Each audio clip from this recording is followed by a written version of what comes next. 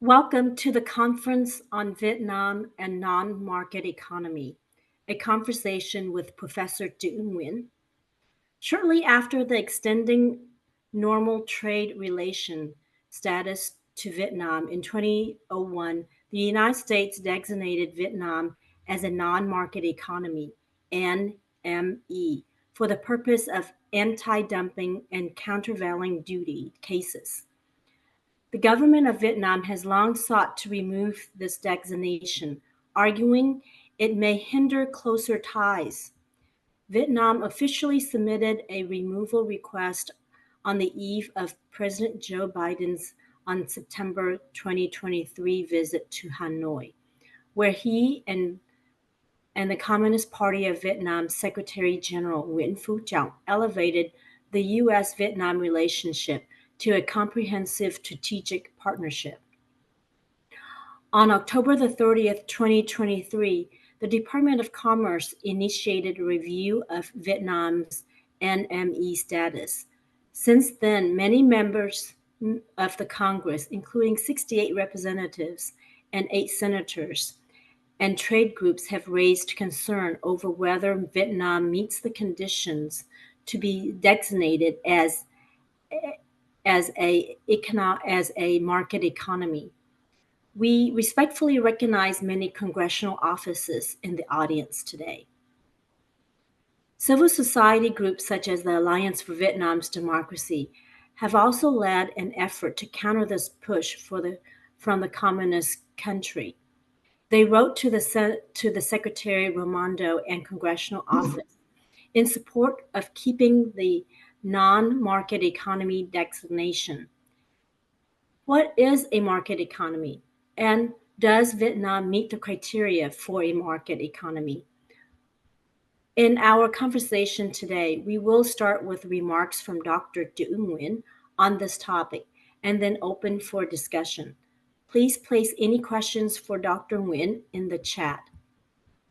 Dr. Chu Nguyen earned an MA in economics, an MS in mathematics with concentration in statistics, and a Ph.D. in monetary economics with additional courses in finance from the University of Cincinnati.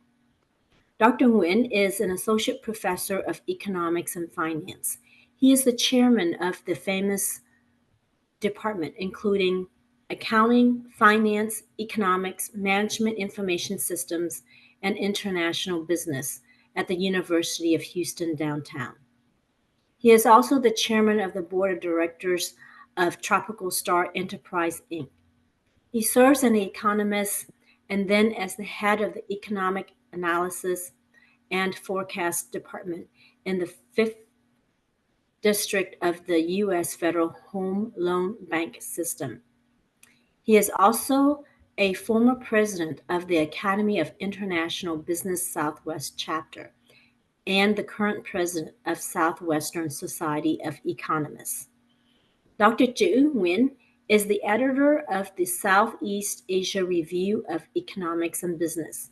He is a member of the editorial board of the Southwestern Economic Review, the Journal of Eastern European and Central Asian Research, the Journal of Economics and Business Perspectives, the Journal of Asian Development Studies, and the Scientific Herald of Silver Sharma series, Education and Social Sciences, Ukraine. He is a member of the advisory board of the Review of Economics and Development Studies. His academic research resulted over 100 publications in 30 reputable U.S. and international peer-reviewed journals and 45 conference presentations in the last 10 years. Dr. Nguyen, you have the floor. Thank you very much, Ms. Lin. Good morning. I am very happy to be here to share with you what I gather here and there about the topics of Vietnam and market economy. Let me pull up my, let me see how I do this. Let me share my, all right, here we are. I'd like to today. Let me begin to say this. I am not a politician, and I do not affiliate myself with any party.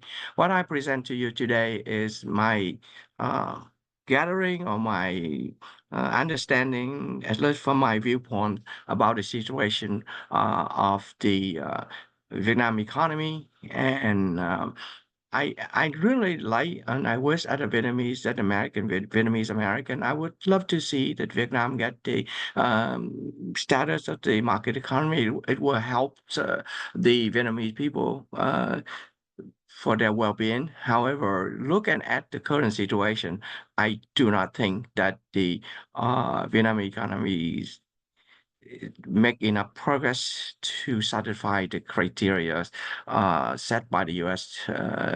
Department of Commerce.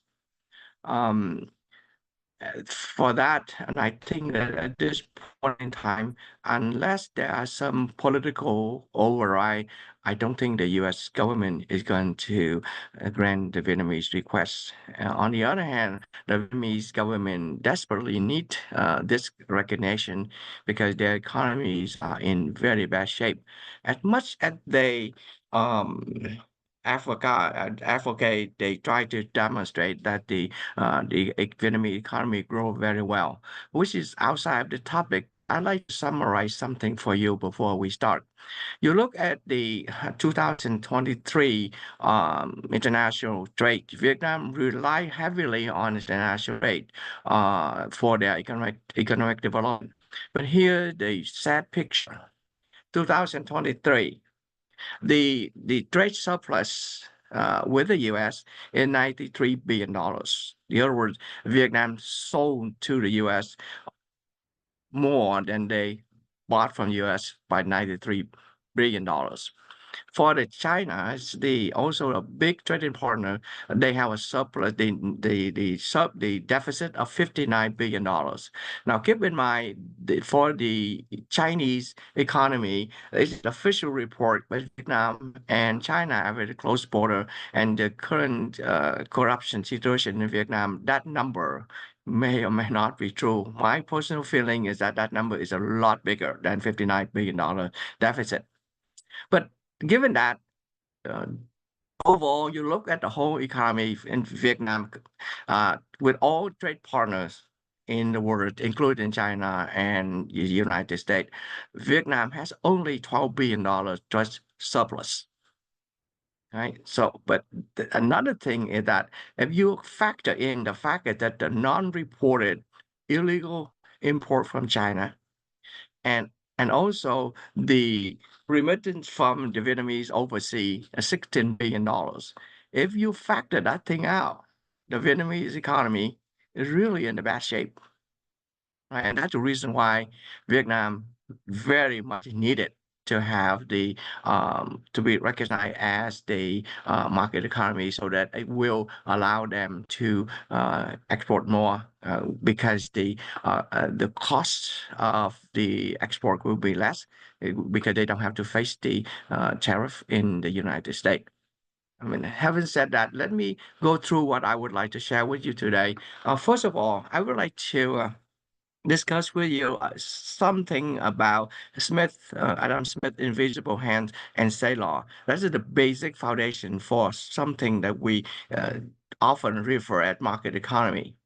Okay, and it has been it has performed very well since Adam Smith time until the 20th century.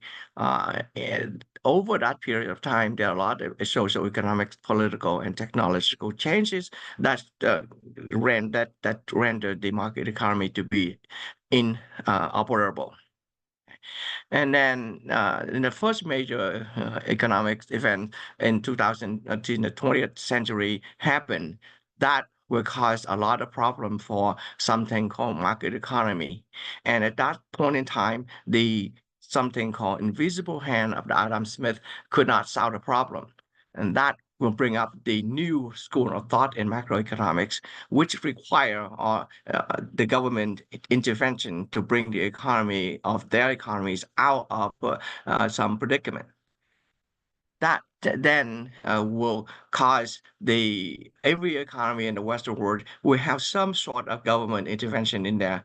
And because of that, they are no longer market economy. So today you look at them, they all mixed economy. And then because there are different degree of government intervention, so every country or group of country have different policy objectives. And for our discussion, we would like to classify them into different groups. As far as we know, the U.S. economy is the one that closest to the concept of market economy, but it is not a market economy. And then in order to evaluate any other economy to see whether they can recognize it as the market economy or not, the U.S. Department of Commerce come up with 6 criteria by which they use to evaluate economies such as Vietnam or China to see if they can recognize these economy as the market economy. Okay. And then recently, Attorney Lin indicated Vietnam has, about out of necessity, requested the U.S. to recognize Vietnam's to have a market economy. And in that request, they put up some justification to justify their request. And I would like to present them to you and also give some critic of what they say and what is not there. And finally, I would like to present you with a summary expressing my personal feeling about the current situation. So let's start with market economy. Adam Smith hypothesized or argued that the most efficient and effective economy is a system in which individual and businesses can freely pursue their personal or business interests without government guidance or regulation. That's a laissez-faire that we heard of. That's how they defined it. Now, in that economy, interaction between the consumers, businesses determine what available at what price. In the modern economic terms, the interaction here will answer 3 basic questions in economics: what, how, and for whom to produce good in the economy. And every economy have to answer that question. And that is Adam Smith's invisible hand.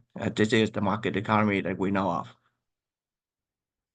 Now, from the macroeconomic perspective, the individual decision and interaction in the market would, by Adam Smith's argument, would resulted in or represent a optimal choice or economically optimal outcome for the economy, hence for the society.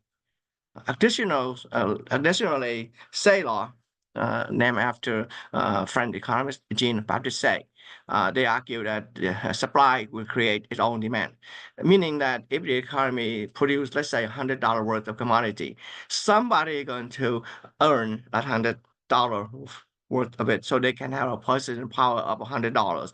So with that $100, people would in turn purchase $100 worth of goods and services that the economy produce. And the service in the economy may not be goods alone. For instance, if somebody wants to save, then the saving account in the bank is also considered as a commodity. For that, say, argue that supply created on demand altogether will result in the characteristic of something called a market economy. This is very important and very critical, and this is the reason why currently market economy no longer exists. Number one, Smith, invisible hand, and Say law guarantee that demand is always equal to supply in all individual market, including labor market. In labor market, wage rate is the price of labor service, right?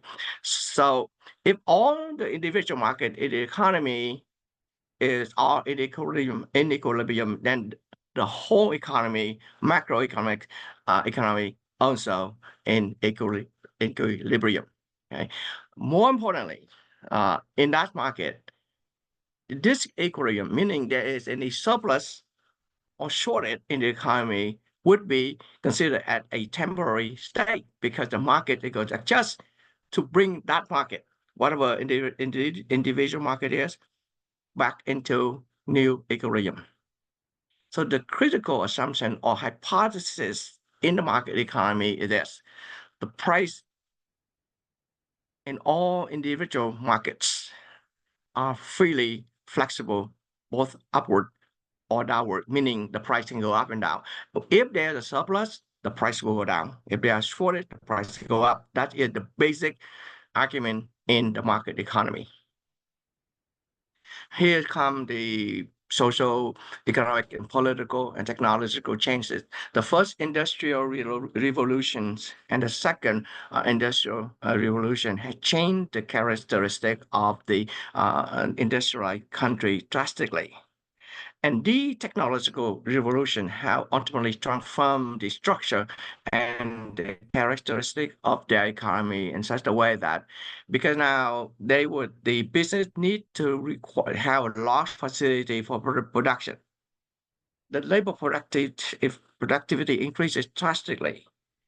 Unfortunately, the worker have to work under extremely poor and unsafe working condition. The wage rate was very low.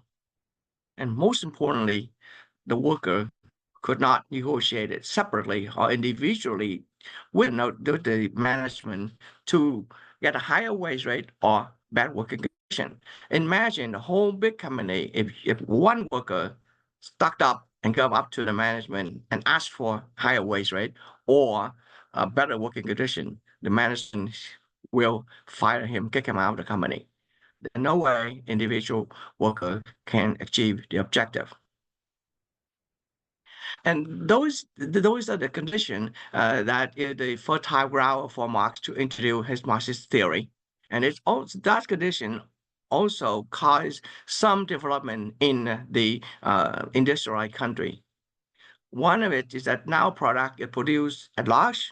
They will be traded under contract, not that everybody want to come and buy the product anytime they want. They have, in order to buy the product, they have to have a contract specifying the spec of the product and the price before the product is produced and delivered. So the price is kind of fixed for a certain period of time. And because the fact that labor cannot individually negotiate with the management, so they have to form a labor union to represent to protect worker. As the result of it, the labor union negotiate with the management to have the labor contract in which they would specify the wage rate and the working condition. And the employer or the management cannot lower the wage rate below they agree on the contract. So they have two choices. If they cannot produce the product, what do? They can only lay off the worker, but they cannot lower the wage rate. Okay. The stock market will establish because company nowadays would need more money to build large facility. So those about contractual agreement establish a legal and social barrier, create an obstacle for the possibility and to the extent that some prices in the economy may decline when supply has a surplus. For instance, if you have unemployment, you cannot, the management cannot lower the wage rate. Okay, so now overall the price structure, because some of the price in the economy cannot be adjusted downward. So the whole structure of the price in the economy, in fact, sticky downward, namely it could not go down as much as it should be to equate the demand equal to supply in the economy. It happened, and nothing happened until somebody started up the problems. So about 1927, 28, Mr. Clarence George Hatry in England, he's an ambitious businessman. He used his corporate credit as the collateral to borrow money and to get the bank commitment to finance his leverage buyout of the chain of United Steel Produced Company. Unfortunately for him, the bank withdrew their commitment at the last minute. Mr. Hatry got caught, so he cheated by printing the copy of his company issue share. I mean, he copied the stocks that he already issued and sold in the market and used that copy as the collateral to borrow monies elsewhere. So when found out, you know what happened? How people will react to it. The stock the real one, the fake one, value of the stock that he has will come to zero. That also create a crisis, sending the stock market in all industrialized country down at a very fast speed. Given that the consumption in the economy now will be people reserve now, they don't want to, they try to hold on to their money, they don't want to consume anymore. Therefore, the consumption demand is down, the company cannot sell their products, facing with the problem now that they cannot lower the wage rate, so they lay off workers. So they, when they lay off the workers, they will produce at the level less than they could have produced at the full employment. So they produce, every company in the country produce at a lower level. Therefore, GDP of those country, in fact, at a level which is lower than the full employment, and that also create the unemployment rates very high, roughly 25% in UK and 20% in the US. In other words, the unemployment was persistent. And Saylor argued that supply equal to demand. Now the supply is below the full employment level, therefore the demands is also the same level. So the economy is stuck at the low GDP level. And at that point, everybody waiting for the invisible hand from Adam Smith theory to come in to bring the economy out of the predicament. But in fact, at this time, because of the contract, labor contract, and some other contract in the market, invisible hand now in fact invisible. Therefore, the world faced a Great Depression 1920 29 33. So it is not a temporary situation. It is a permanent solution. Those things, those suffering, brought up the new school of macroeconomic thought. The famous one is the Keynes of macroeconomics, which advocate that the government had to step in to intervene to bring the economy out of the predicament. Namely, the government has to come in and stimulate this demand side of the economy. Therefore, we have something, every economy would have some sort of government intervention from that time on, and to bring their economy out of the Great Depression in the 1930s. And since then, the government intervention have been used for other purposes, for instance, to address the issue of equal opportunity, equity, income distribution, and so forth. So because of that, all the world country today have economy with different degree of government intervention. Therefore, you observe nowadays nobody has market economy. All of them have mixed economy. Mixed in meaning the mixture of government intervention and market principle. Keep in mind one thing: in the Western world, in a free country, the objective of the interventions are to improve the welfare of the populace. Please understand that the word welfare in this sentence is the well-being of the populace, the people, not the welfare here doesn't mean the direct assistance from the government to low income that we normally use in our daily conversation. The word welfare here means the well-being of the whole population. So then nowadays you see that the national economic policy set out the economic objective of the government. And because of different level of government intervention, therefore national economic activity is different from one economy to another. So the economic policy among different countries will vary, regardless of how much go to government intervention into the economy. The important objective of any economic policy that we have nowadays focus on four aspects of the economy. One, efficiency, meaning that given the amount of cost you have to produce the most product out of it, or if you have to produce the product at the least possible cost, and you can see right away there, that efficiency is going to cause some problem with equity. And it's also one objective of the policy. And then the other objective of the policy is growth, and the last one is stability.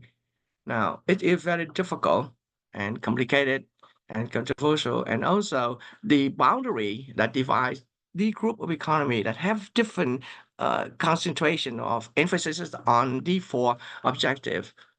But for our discussion, and to some extent possible, we have to classify those policy into different group. And unfortunately, please accept my apology because of my poor vocabulary. I have no way or come up with any other term than what I can possibly think of to classify the four group or three group of markets with different policy here.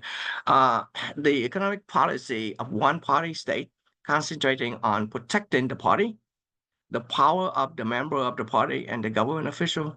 We have to call them economic policy of the socialism. On the other hand, the economic policies in democratic country with the role of governments measured by the degree of government intervention in the economy relatively low compared to the role of markets measured in the market principle that the market follow, with those countries focusing relatively more on efficient growth and stability, and they pay less attention to equity. Like the US economy may be classified as quote unquote market economy. It is not a market economy. It's the closer one to the market economy that we have today in the world. And last one, economic policy of democratic country with the role of government in the economy is relatively high compared to the market principle, which can pay more attention to equity, fairness, efficiency, and stability, like the economy in Northern Europe, we call it, or Nordic country may be classified as social market economic policy. And those are the three that I can possibly think of. Forgive me for poor vocabulary. Now, U.S., as we mentioned, has no market economy. And as I mentioned, it's also we know that the U.S. government has a lot more has been influenced a great deal more by the public opinion than the European or other country. Okay, so here is the somewhere that we have to characterize Americans' culture or the behavior. By and large, it has been argued that Americans are very proud of the freedoms and the prosperity in their country. We're all so proud of ourselves, right? And they really kind people. They really want all other peoples in the world to be free and prosperous as they are. But the third one here is the problem for U.S. diplomacy. American believe that or insist that if other people wanted to be free and prosperous as they are, they have to behave like Americans. It creates some issue for diplomatic policy here. Okay, but given that the government has the public opinions has a lot of influence over American and Americans government themselves, we know ourselves that we don't have a market economy, but yet we have to evaluate some other country to see whether we would recognize them or not. So at the had to have a market economy.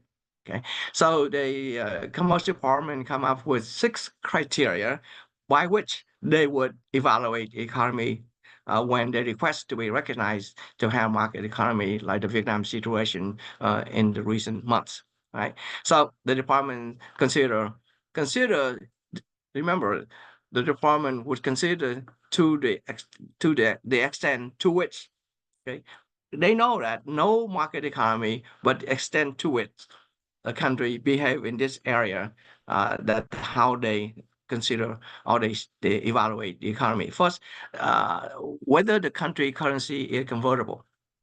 The second, its wage rate resulted from free bargaining between labor and management. Three, the joint venture or other foreign investment are permitted. Four, the government owns to the extent by which the government owns or control the mean of production, mean of facility to produce. Five, the government control of the allocation of resources, price, and output decision.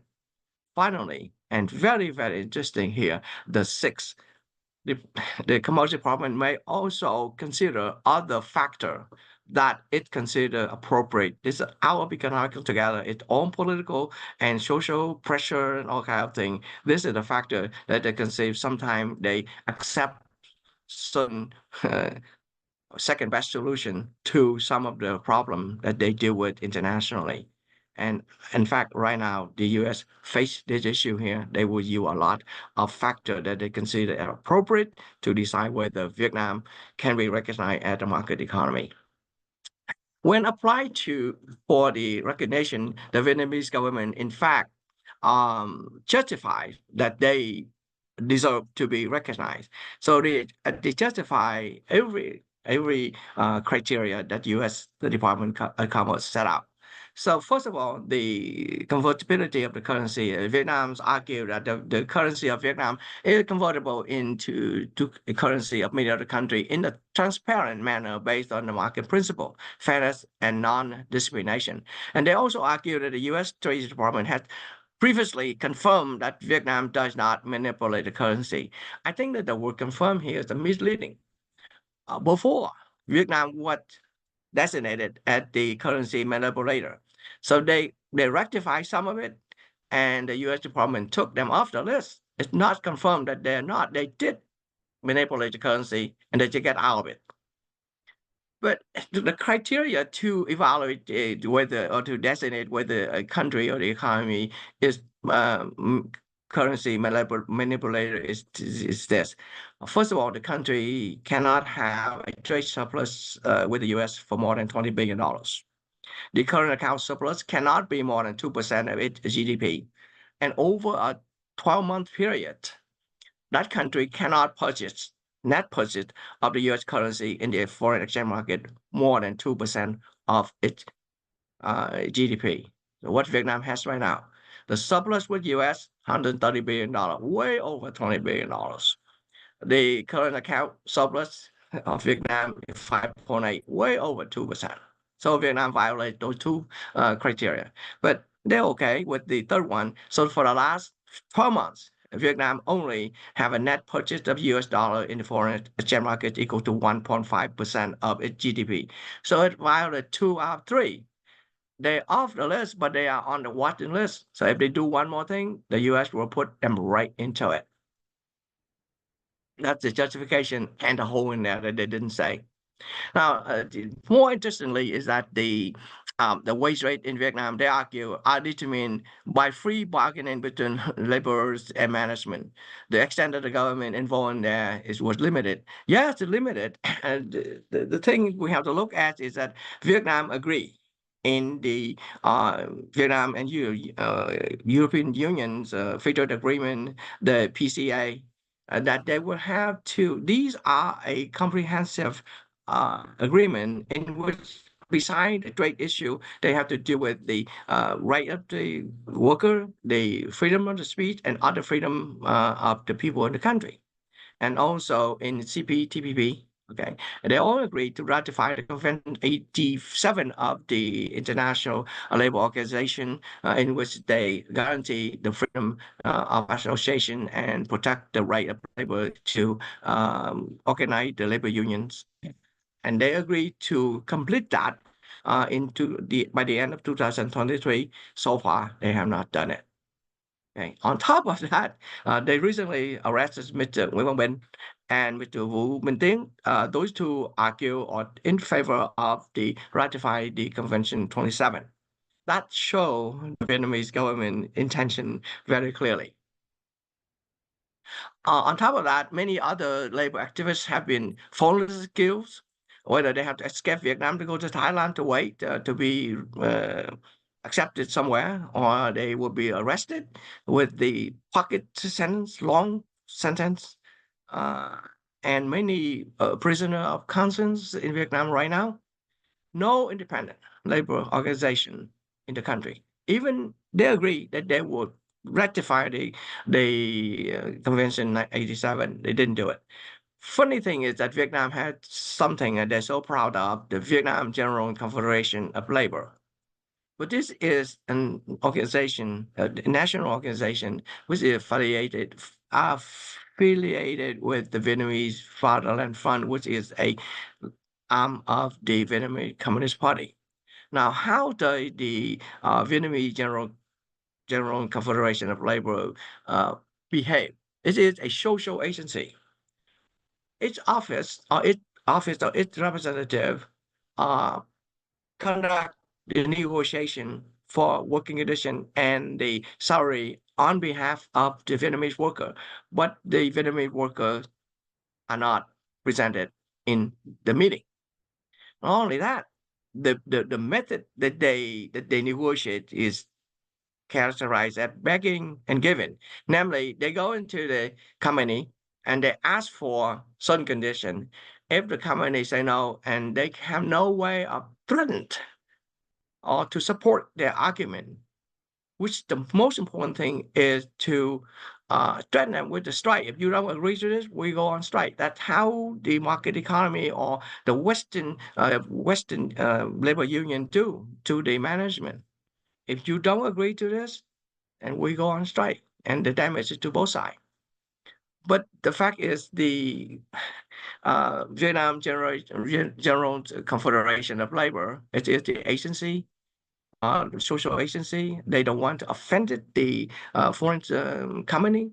So what they come there and they can ask for if they cannot get it, and they have no other means to force the issue. This is a therefore the Vietnamese and also the process for to be recognized as a legal strike in Vietnam is very difficult.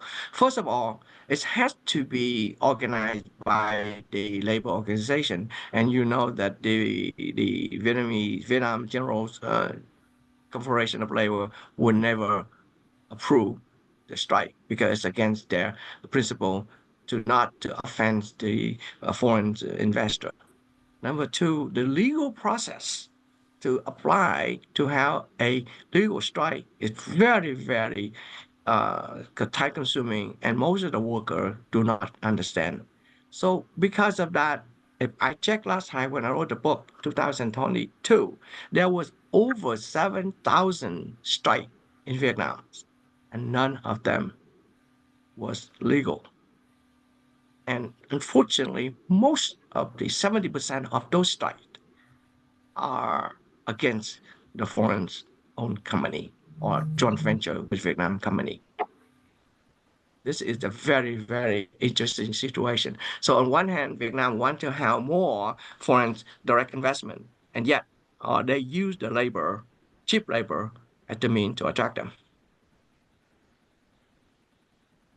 The number three item is the joint venture of other investment firm by foreigners. Vietnam, in fact, allow a lot of joint venture, and in fact, the agreement between the free trade agreement, bilateral free trade agreement between Vietnam and the American signed in July 2000.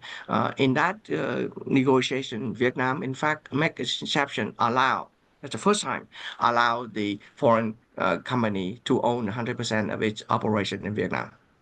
Okay, but even now there are some areas that the Vietnam foreign investment will not allow to participate due to the sensitive of the issue. Another thing is that the government of Vietnam, they argue that the government of Vietnam does not own or control means of production to a significant degree. So here's the problem. Vietnam's government controls the gasoline market, the Vietnamese Airlines. Those are the major industry and they are state-owned uh, agency. Vietnam Central Bank has the monopolistic power in importing and wholesaling gold. Electricity market, the big market, it is the SOE, up and downstream of the petroleum operations and so forth. These are major company and the state-owned. So these markets significantly influence the cost of production, hence the Vietnamese government had significant control over the mean of production and the price of the economy. Electricity market, electricity price is very sensitive. Every company will have to use some sort of electricity, some amount of electricity in their production. So the Vietnamese government control the price of electricity, they control the cost of production, therefore, indirectly, they control the price. of the product made in Vietnam. Okay. And another thing that I have not heard a lot of people talking about is due to directive lending to support SOE and projects set by the U.S. the Vietnam Congress and the government. Because of that, the State Bank of Vietnam cannot build its credibility. Therefore, it cannot conduct its monetary policy effectively. That's caused uncertainty in the financial market. Consequently, it unintendedly gave the government the control of the mean of production in a significant extent. Finally, the government of Vietnam does not have significant control over the allocation of resources, over the production and the output decision of over the price and the output production. The Vietnamese government had stated many times they would pursue the socialist-oriented market economy, in which they put the public sector at the leading role in the national economic development policy, and they treated those companies with a lot of favor. The Vietnamese SOE receive preferred treatment in opportunity and resources, financial and otherwise. Additionally, the company operate very inefficiently, and if they lose money, the government is going to, which is going to cover it. So if they want to make money, they can charge the price like the electricity. They can sell the product overseas at below cost because the loss is covered by the government budget. Also, the gasoline market, a Vietnamese central bank had monopolized power to import and sell into gold.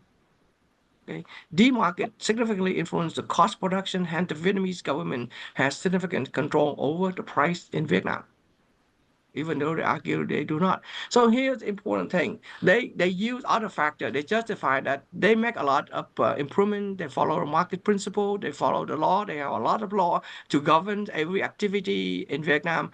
But there's a saying in Vietnam that Vietnam has a force of law. But when adjudicating or appealing, Vietnam applied the law of jungle. It's say everything about how Vietnam applied the law.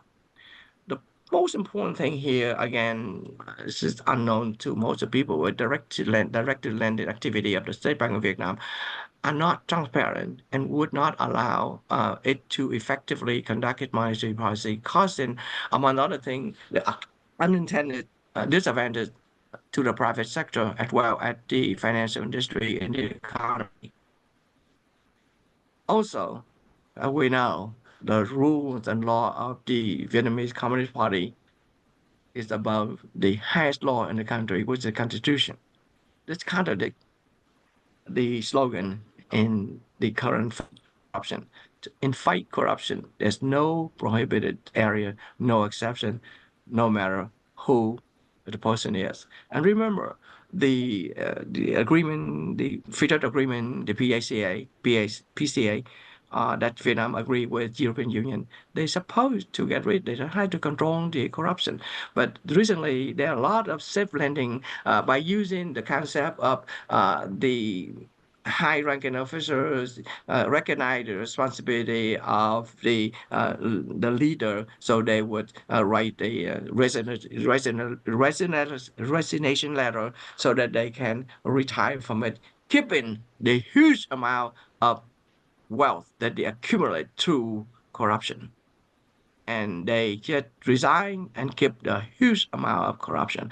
That thing will not help to fight inflation, because if things become worse, I just resign. I keep all the loot that I get so far. Okay, and also another thing is that almost all the government officials are Communist Party member, and in turn they designate their crony to manage and control the economy, resulted in the situation that I come up with the term here. It's a bad term.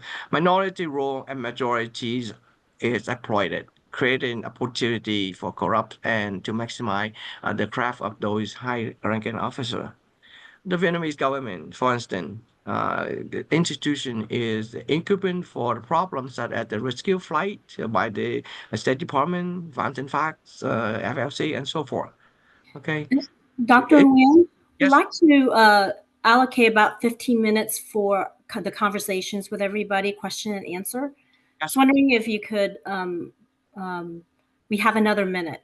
Thank you. Okay, so what I try to do is that given the situation right now, both the United States and the Vietnam governments, in fact, the Vietnam economy is not does not make progress enough to meet the criteria set out by uh, the Department of Commerce.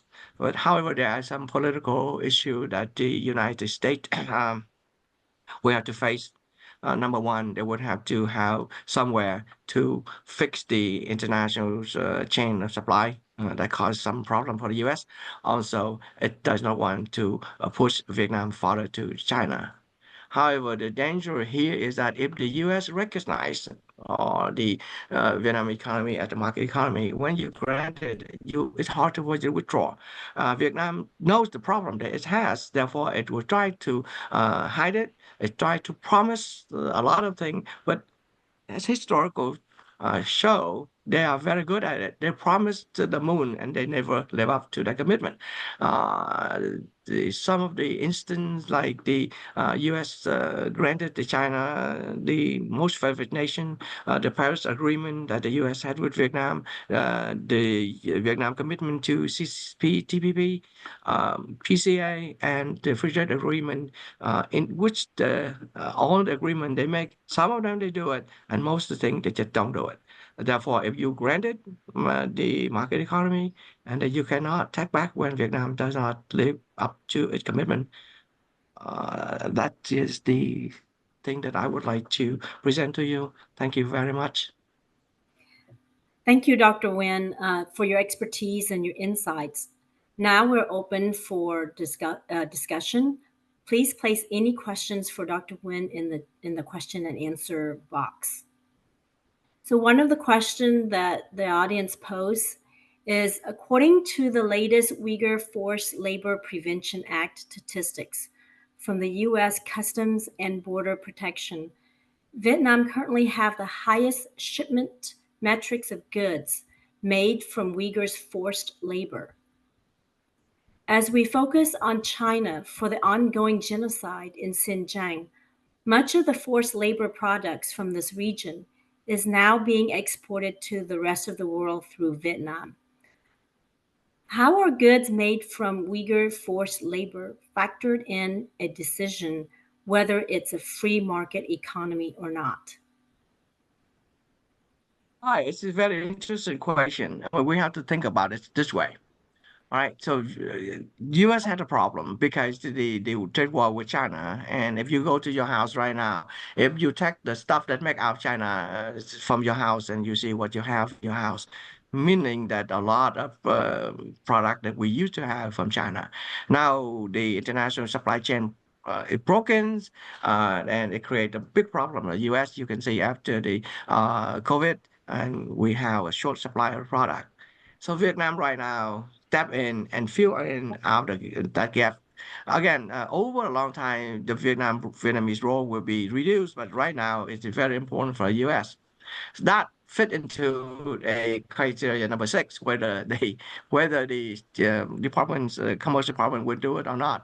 But the one thing is for sure, number one, if the Vietnam can increase the export, Vietnam doesn't have any it doesn't have a effective program so that it can provide the raw material or intermediate good for the production of final product for export. So the more Vietnamese export, the more they have to import things from China. So that situation, if you grant them the state of market economy, it's going to use a lot more of resource from China. On the other hand, uh, recently a lot of shipment from Vietnam was detected that using the materials from the forced labor, and they rejected. For the Vietnamese government, they should be aware of the fact it costs tremendously when a shipment is rejected. So it should be considered, but I do not know how much it will consider due to the fact that the U.S. need the Vietnam at the port to import to the United States to solve some of the economic problem here. But the good thing is the U.S. economy seem to do well, so I think that they would consider the issue. Right. Similarly, a non-market economy government owns or controls the means of production, such as factories, land, and resources. It centrally plans and directs economic activities, including what to produce and how much to produce and at what price. It seems that the central Vietnamese government has a strong hold of price control over private and state owned enterprises. Is there any indication that the central government will ease control over pricing? Uh, okay, this is a very good question as well. You see, as I presented to you, Vietnam, the way that they do it, they do not have direct control over these things, but they have very strong indirect control. They control the SOE, they control all resources. Central bank control the amount of credit that they granted to SOE or private sector, and the fact that they could not conduct their monetary policy effectively, that caused a lot of hardship for private uh, sector, right? So those things, the U.S. The Vietnamese government has a lot of control over the price. Yeah, they would do something. When the recent sign is that they now allow the people to buy the electricity directly from the supplier, that they did it not because the fact is that they try to improve the well-being of the populace, but in fact they have the problem with big company who want to come to Vietnam, but decide the fact that the electricity is not sufficient, so they try to either move their production somewhere else, or they are not going to reinvest more into Vietnam. So they do have some sign that the Vietnamese government try to do it to please the U.S. and also to prevent the damage that could be done to the party. Well, with that relationship, there's a question posed by the audience. Do you think that the Biden administration will give Vietnam a free market status to bring Vietnam closer to the United States? This is the question that your guess is as good as mine. But I only consider, I do think that the U.S. will not grant it.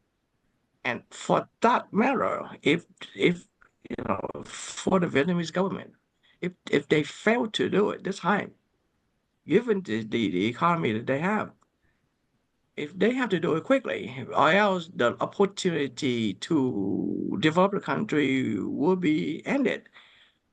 Right now, a company, the agency Stafford at Austin, Texas here, they do research on the trade war between the United States and Vietnam, and they identify 16 countries in the world, some in mostly in Southeast Asia, okay, some in South America and some in Africa. Those countries are developing and they have total population of about 1.5 billion people, and they will take over the role of China in production of cheap goods for the US and Western economy.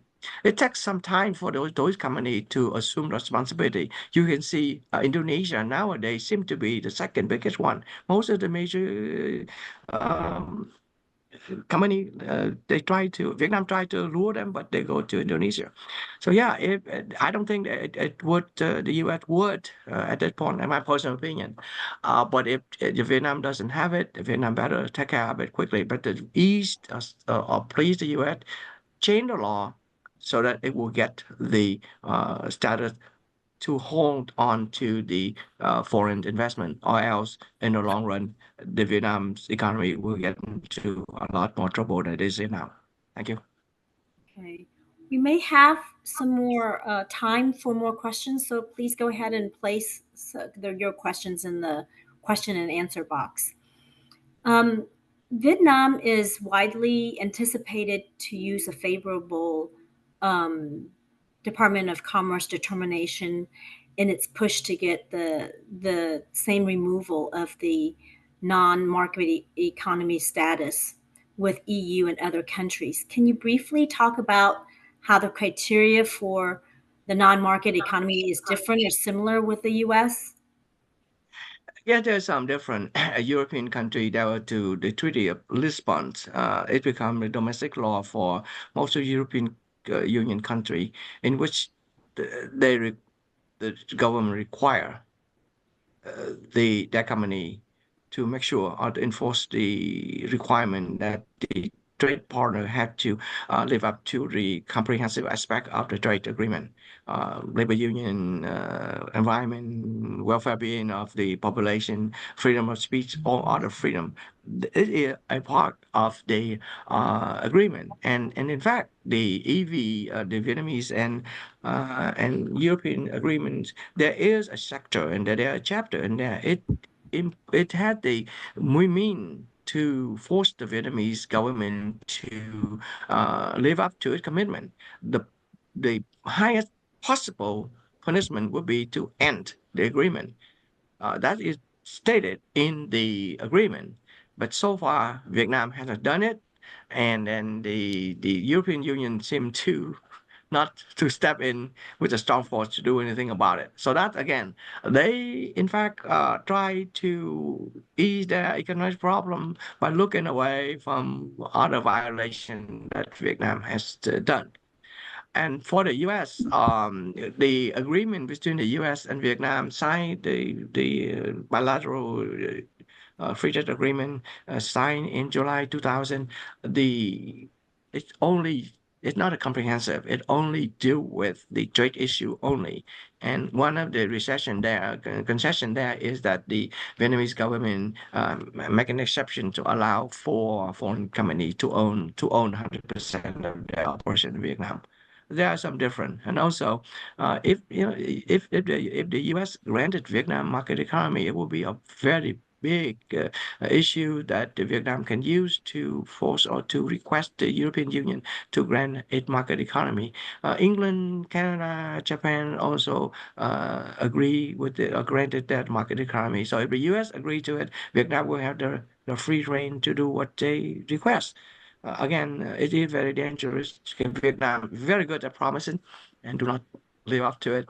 So I think that given the current situation, the difficult that the Westerns have, let's see how they would render the verdict. Okay. So this next question is is from a congressional office. Would the United States still be willing to attach economic development to democratic practices in Vietnam? Well, the State Department should know the question instead of us. I mean, the government. One thing I will have to say, whatever I say here, I doubt very much if the U.S. government doesn't know it. The question then how they attach to it, it depends on the need of the American economy. So the question they should, but I wonder if they will do it.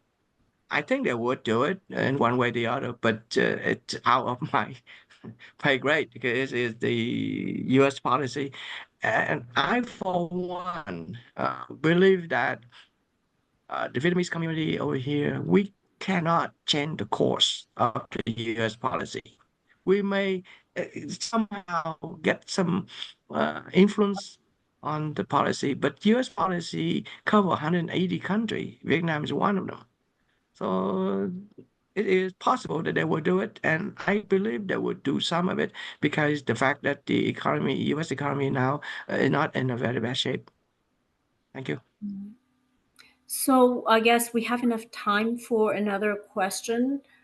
What law is that you mentioned that the US should specifically change so that Vietnam can be recognized as a market economy, therefore, hopefully, reducing China foreign direct investment?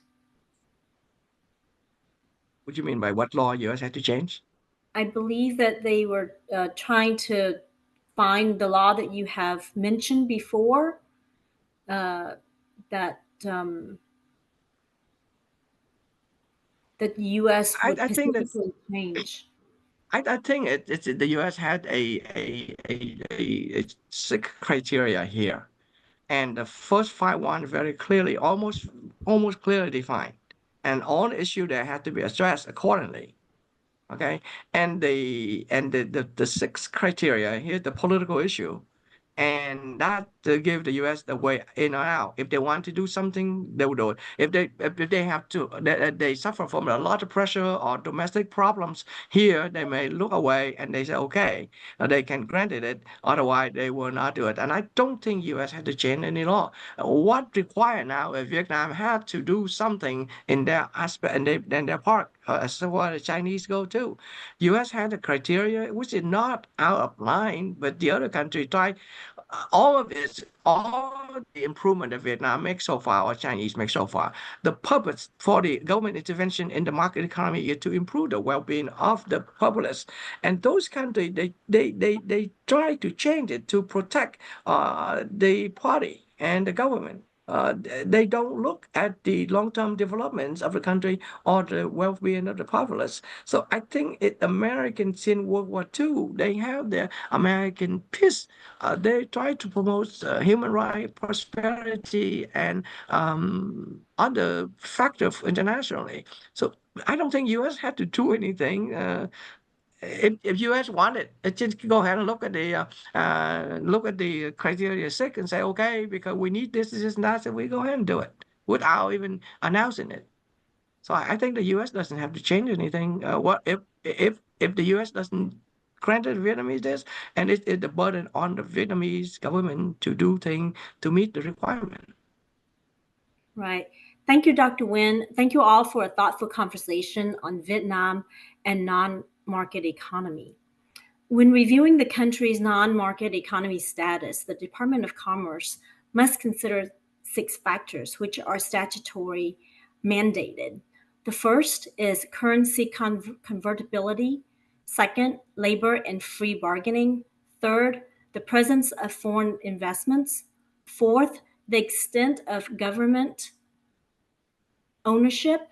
5, government control over resources and prices. And the last, the other factors the Department of Commerce deems appropriate.